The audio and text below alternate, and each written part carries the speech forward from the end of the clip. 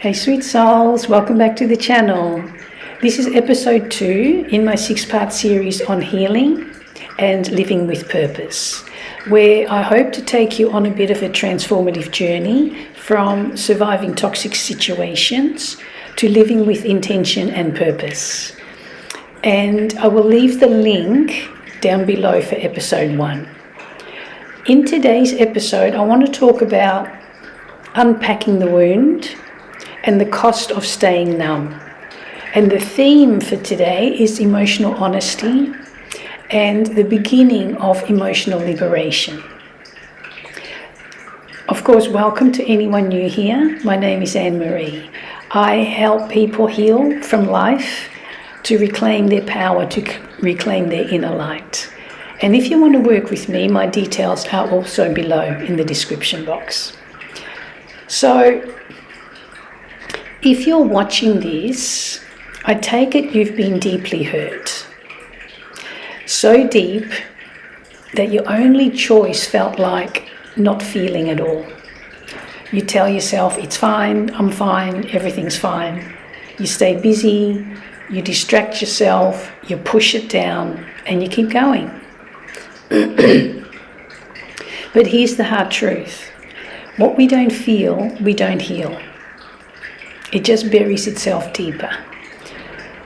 And this video is about the cost of staying numb and the healing that begins when we give ourselves permission to unpack the wound. You know, we all carry wounds. That's life. Some are loud and visible. Most are silent, tucked away and tightly wrapped in a mask, all remaining unhealed. And over time, we build walls, not just to keep others out, but to keep ourselves from remembering, from feeling what's inside. And that numbness has a cost. Let's be honest, most of us walk through life in a daze, and we don't even know it. We numb by overworking, overdoing, keeping busy, scrolling endlessly, some numb by drinking, some numb by drugging, some shop, some gamble, some joke everything away and saying I'm fine when we're actually breaking inside. And the sad thing is the world applauds this self-denial. Keep a stiff upper lip, you're strong. But they don't see that strength is just armor. And the armor is really heavy. So why do we do it? Why do we stay numb? Because there's shame attached to not feeling okay. Plus, for most people, feeling is terrifying. Feeling means acknowledging that we're not okay. That yes, I'm hurting, and no, I'm not coping. There's shame in that. Because if we are honest about not feeling okay, most don't really want to know. So we just get on with it. Often isolating ourselves because the betrayal of being hurt by someone you love is bad enough. Now you have to deal with the judgments and the shame from those who don't understand and who want to brush it aside because they don't really want to know. So when you've survived something painful, your mind learns to protect itself by disconnecting, at least while you're healing. And here's the problem. The longer we stay numb, the longer we stay in that unhealed space, we remain a victim. The more disconnected we become, not just from pain, but from joy, from love, and from life itself. Which is why the world is in such a mess. We're not using courage to feel so we can heal. Numbness is in peace. It's merely a pause to get yourself right. But staying on that pause button is like putting your emotions in the freezer, neatly compartmentalizing it and calling it healing. And that comes at a cost. Relationships feel empty, life feels empty, trust fades, purpose fades, joy fades, your light gets extinguished. Your body begins to carry the pain that your heart refused to feel. Anger, projection, show up in places where they don't belong. Sadness leaks out as fatigue, irritability, indifference, procrastination.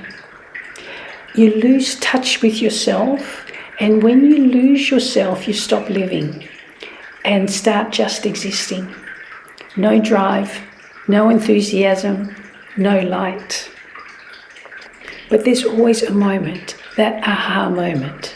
So don't ignore it, because that moment is your way out of that funk. Maybe it's a breakup, maybe it's a song, a memory, a conversation that hits too close to home. Something inside whispers, I can't live like this anymore. And that's the beginning. That's when the numbness cracks, and that's when the wound, that deep, deep wound that we've ignored for so long, says, I'm still here. Will you finally look at me? So, unpacking the wound means slowing down enough to take notice. It means sitting with the discomfort of memories that might shake you. It means feeling things that you've tried hard to forget. It means letting the tears fall, not to weaken you, but to clean you out, to cleanse you. You don't have to relive everything, but you do have to face it. Because healing doesn't come from forgetting. It comes from integrating, from saying, yes, this happened, and regardless, I'm worthy of love, safety, and joy. And now I can live more fully with love and with purpose. Here's the truth that they don't tell you. Feeling isn't the enemy. Denial is. Projection is. Feeling is the way home. When you stop running from the pain, something incredible happens. You feel more connected to yourself, to the divine, and to life. You stop reacting and you start responding. You stop pretending to be strong and start living in truth, which in itself is courage and strength. You realize you were always enough and that you were just unhealed. And other unhealed souls, rather than do their own work, took advantage of your wounds. So shame on them. And you know, it doesn't matter anymore, because now you get to come back to you. You get to live and love yourself unapologetically. And that's a beautiful space to be in. So I want to ask you something with love. What are you numbing? What pain have you buried so deep that it's become part of your personality? Spend time reflecting on that. Write it in your journal. Take a moment, be still, and listen. Really listen.